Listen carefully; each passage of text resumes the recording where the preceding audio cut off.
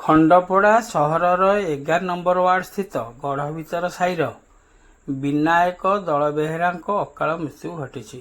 ଘଟଣାରୁ ପ୍ରକାଶ ବିନାୟକ ଦଳବେହେରା ଓରଫ ଅଜୁ ଆନ୍ଧ୍ରା ନିକଟକୁ ନିଜର ଜୀବିକା ପାଇଁ ଯାଉଥିବା ଗାଡ଼ିରୁ ଓହ୍ଲାଇବା ବେଳେ ଅନ୍ୟ ଏକ ଗାଡ଼ି ଆସି ତାଙ୍କୁ ଧକ୍କା ଦେଇଥିଲା, ଯାହାଫଳରେ ତାଙ୍କର ମୃତ୍ୟୁ ଘଟିଥିଲା।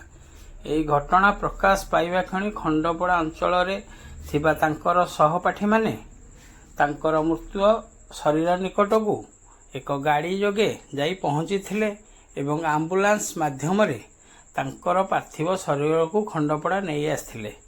ଖଣ୍ଡପଡ଼ା ସହରରେ ତାଙ୍କର ସହପାଠୀମାନେ ଏକ ଶୋଭାଯାତ୍ରାରେ ତାଙ୍କ ମୃତ ଶରୀରକୁ ଖଣ୍ଡପଡ଼ା ସହର ପରିକ୍ରମା କରି ନିଜର ଗଢ଼ଭିତର ସାହିସ୍ଥିତ ଘର ନିକଟକୁ ପାର୍ଥିବ ଶରୀରକୁ ନେଇ ଯାଇଥିଲେ।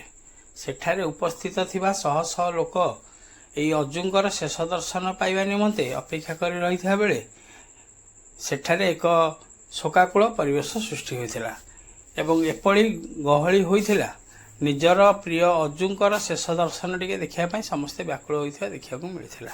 ମୃତ ବିନାୟକ ଦଳବେହେରା ଉକ୍ତ ଗଢ଼ଭିତର ସାହିର କୈଳାସ ଦଳବେହେରାଙ୍କର ଏକମାତ୍ର ପୁଅ ହୋଇଥିବା ବେଳେ ତାଙ୍କ ପରିବାର ଅଜୁଙ୍କର ମୃତ୍ୟୁରେ ସମ୍ପୂର୍ଣ୍ଣ ଭାଙ୍ଗି ପଡ଼ିଥିବା ଦେଖିବାକୁ ମିଳିଥିଲା।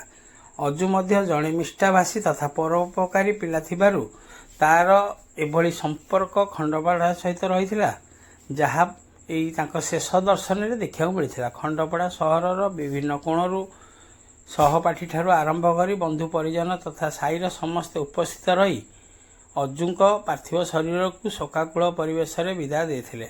ପରିଶେଷରେ ତାଙ୍କ ସାଙ୍ଗସାଥୀ ଏବଂ ବନ୍ଧୁବାନ୍ଧବଙ୍କ ଗହଣରେ ପାର୍ଥିବ ଶରୀରକୁ ଗାଁ ମଶାଣିକୁ ନେଇ ଅନ୍ତିମ ସଂସ୍କାର କରାଯାଇଥିବା ଜଣାପଡ଼ିଛି।